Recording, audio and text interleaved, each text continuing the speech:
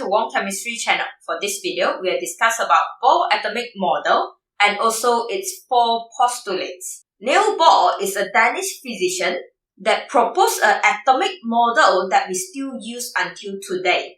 In this atomic model, the one that located in the center over here is what we call nucleus. And in the nucleus, we will have the presence of proton and also neutron, as always. Okay?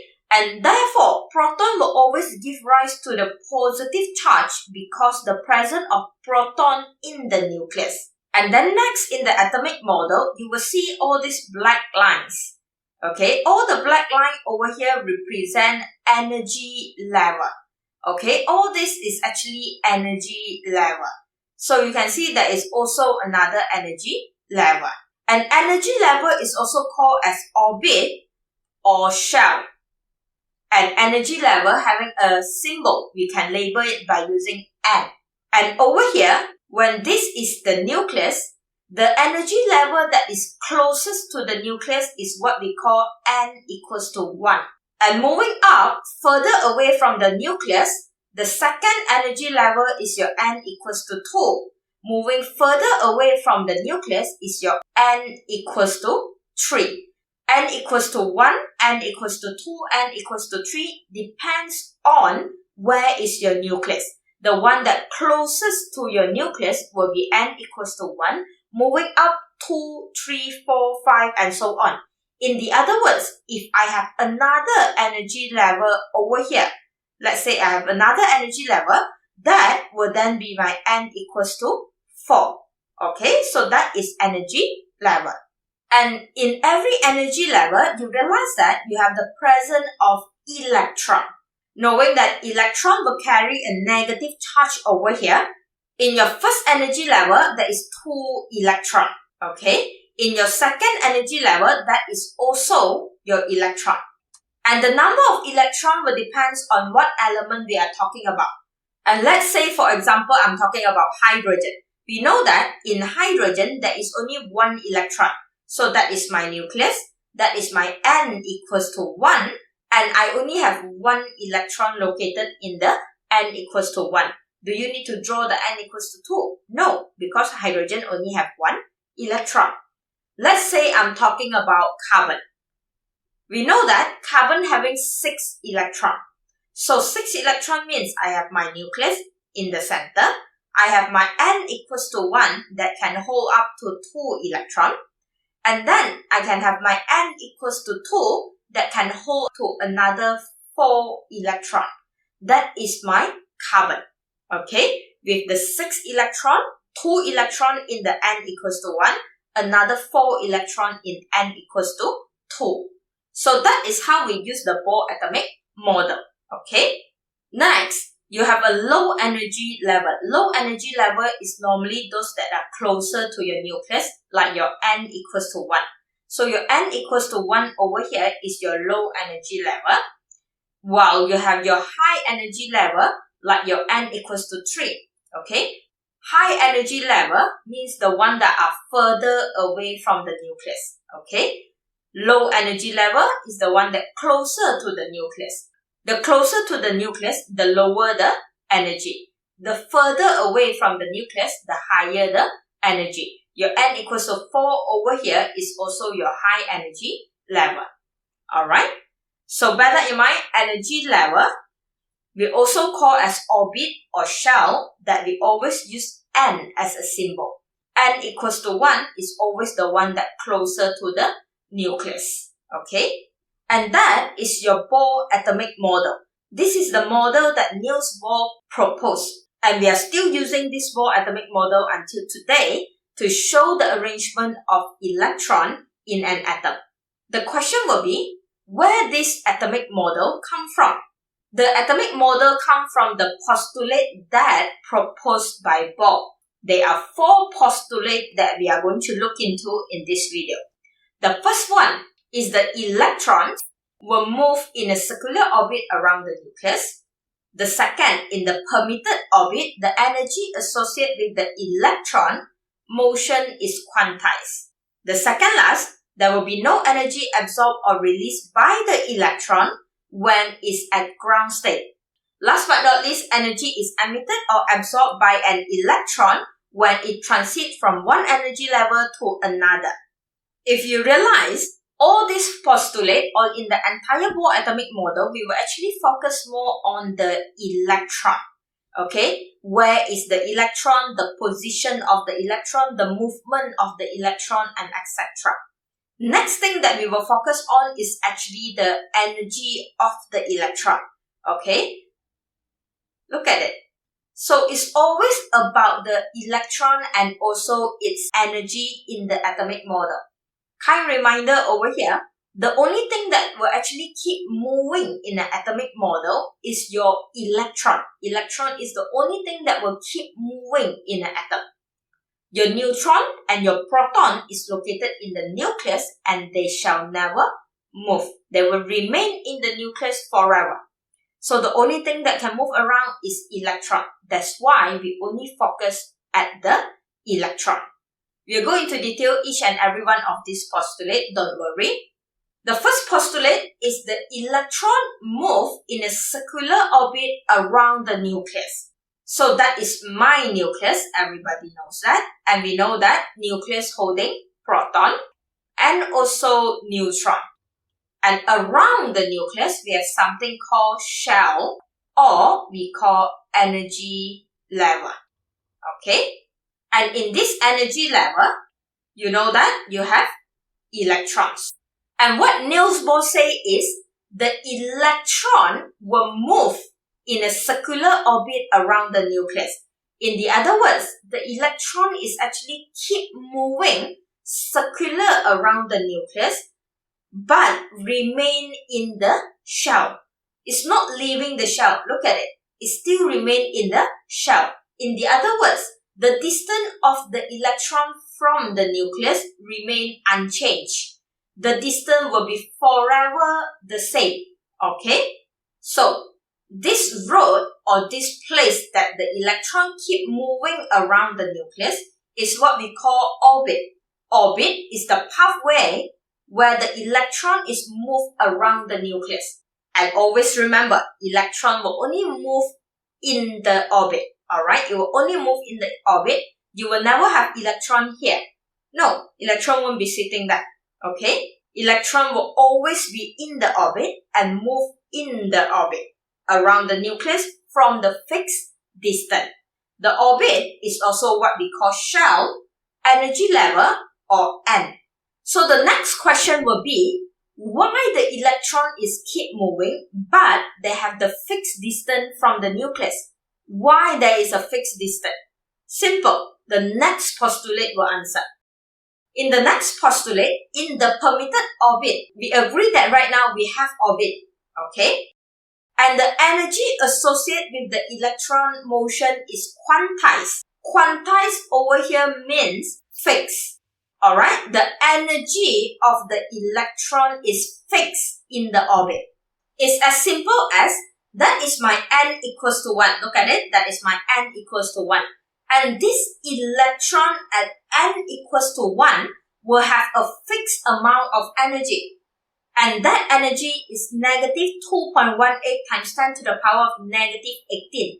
Since the electron have the same amount of energy, and we know that in the nucleus, we have the presence of proton. And the electron having the fixed amount of energy.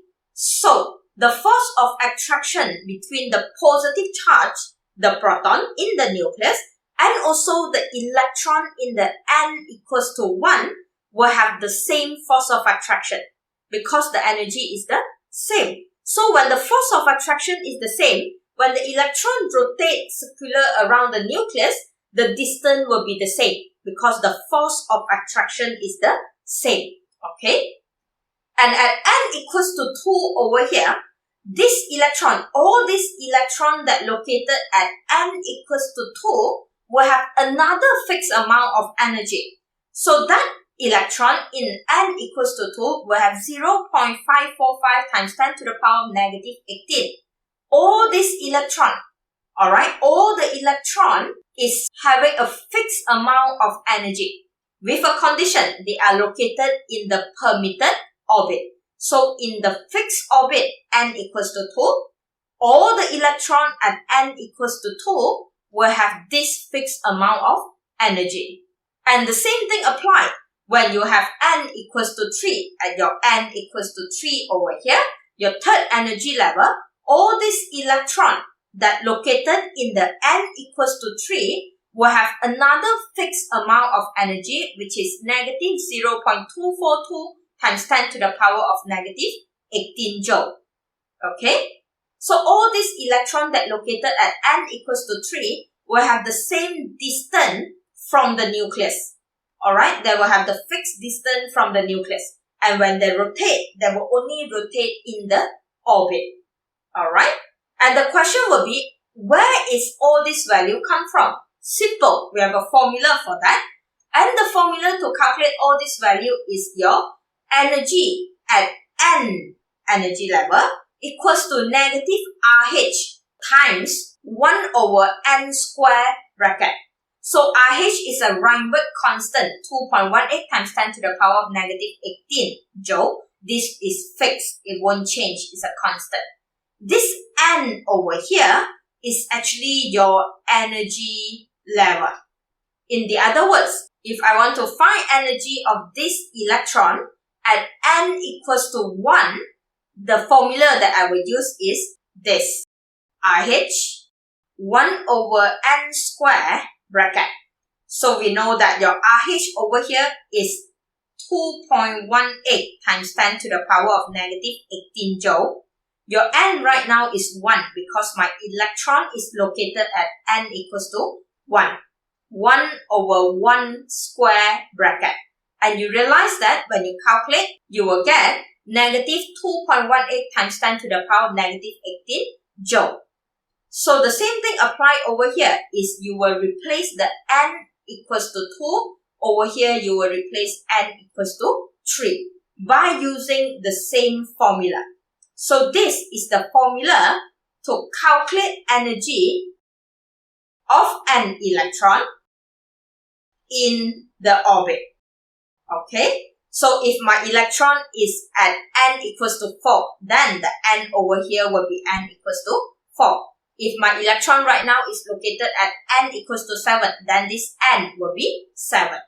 Okay? Make sense? Simple. As agreed in the previous video, we know that the electron located at n equals to 1 will have a fixed amount of energy, while the electron located at n equals to 2, all these electrons that located in n equals to 2 will also have a fixed amount of energy. Last but not least, when the electron located at n equals to 3, all the electrons that located at n equals to 3 will have a fixed amount of energy. Okay? Therefore, in this postulate, the third postulate, we are looking at no energy changes. There will be no energy absorbed or released by the electron when it's located at ground state. Focus on the word ground state. What is actually ground state stand for? The first thing that I want to let you know is ground state is not necessarily n equals to 1. Ground state doesn't mean n equals to 1. No. The ground state is the state in where electron located at the lowest or the most stable energy level for the electron itself. In the other words, this electron that located at n equals to 1 is having ground state n equals to 1. But the electron at n equals to 2, all these electrons, alright, that located at n equals to 2, the n equals to 2 right now is the ground state of this electron. So the ground state is depends on which energy level the electron is most stable. Depends on the energy. If the electron having this amount of energy, then the ground state will be n equals to 2. Alright? And if the electron having this amount of energy, the ground state will be n equals to 3. Make sense? So ground state is not necessarily n equals to 1. It can be 1, but it's not a must to be n equals to 1. No. Okay? No. it will 100% depends on the energy that the electron possess. Alright, if the energy that electron possess is at n equals to 3, then the ground state over here will be at n equals to 3. Make sense? And we agree on every electron at every energy level having an amount of energy. And in this postulate, we are going to say no energy is absorbed or released when the electron remain in the energy level. So if these two electrons remain at n equals to 1, alright, if these two electrons remain at n equals to 1, the energy shall remain the same. While all these electrons, when all this electron is located in the same energy level, n equals to 2, we know that it will keep orbiting. So right now, it keep orbiting at n equals to 2, the energy shall remain the same. So as long as the electron remain in the same energy level, there will be no energy absorbed or released. There will be no energy changes. Remember that, okay? And there is no changes because the electron is located in the same energy level. What happens when the electron is moving? There will be energy emitted or absorbed by an electron when it moves from one energy level to another. We know that every electron at every energy level having a different amount of energy. So when the electron is jumping up and down, then there will be energy changes. So the first example is, I have my electron at n equals to 1. So what happened is, my energy is absorbed. Alright, my energy is going into the electron. You realize that the electron moved all the way to n equals to 3. From here just now, it's going all the way to n equals to 3. So from n equals to 1, it will then move to n equals to 3 when the energy is absorbed. So in the other words, energy is needed for the electron to move from a lower energy level to a higher energy level. But is that a must for the N1 always move to N3? No. You can have your N1 to N3. You can have your N1 to N5. You can have your N3 to N7. It can. As long as you are moving from a lower energy level to a higher energy level, you will need energy being absorbed. So for example, over here, I have my electron still at n equals to 1. The energy coming in, absorbed by the electron, and the electron move up only to n equals to 2. And is still talking about energy being absorbed. As a conclusion, when the energy is absorbed by the electron, your n initial must be smaller than your n final. You must start off with a lower energy level. You must going up to a higher energy level. Make sense? Simple. And vice versa, what happened when energy release? Look at this. I have my electron at n equals to 3. That is my 1. That is my 2. So, my electron right now is at n equals to 3. When energy is released, energy is emitted, energy is going out, your electron drop all the way to n equals to 2. So you have your n equals to 3 moving to n equals to 2. That is because energy of the electron is being released. So when you release energy, electron will move from a higher energy level to a lower energy level because your electron right now is losing energy. So when you're losing energy, the positive charge in the nucleus will then pull you closer to it. That's why when the electron loses energy, the electron will move from a higher energy level to a lower energy level. It will move back closer to the nucleus. Okay? And it's not necessarily N3 to N2. It can be your N2 over here, your electron located at n equals to 2, losing energy and drop all the way to n equals to 1. Same thing, it can be your n equals to 2, drop to n equals to 1. It can be your n equals to 5, drop to n equals to 1. Your n equals to 6, drop to n equals to 3. So it doesn't matter as long as your n initial must be bigger than your n final. As a conclusion, when the energy is absorbed, the electron must always move from a lower energy level to a higher energy level. When your electron having extra energy because you absorb the energy, always remember, you always go higher energy level. From a lower energy level, you always move to a higher energy level because you have more energy. But when the electron release energy, alright? When the electron release energy, you are losing energy. So what happened? The electron will always move from a higher energy level to a lower energy level. Okay? So this is the 4 postulates that Niels Bohr proposed to make up this atomic model. Until today, we are still using this atomic model. Every single postulate over here will explain the entire model correctly, and especially the electron and also the energy of the electron. Alright? So I hope this video able to help you to understand the 4 postulates proposed by Niels Bohr to explain this Bohr atomic model. Make sure you like the video and subscribe to my channel. I'll see you back in the next video, and thank you for watching.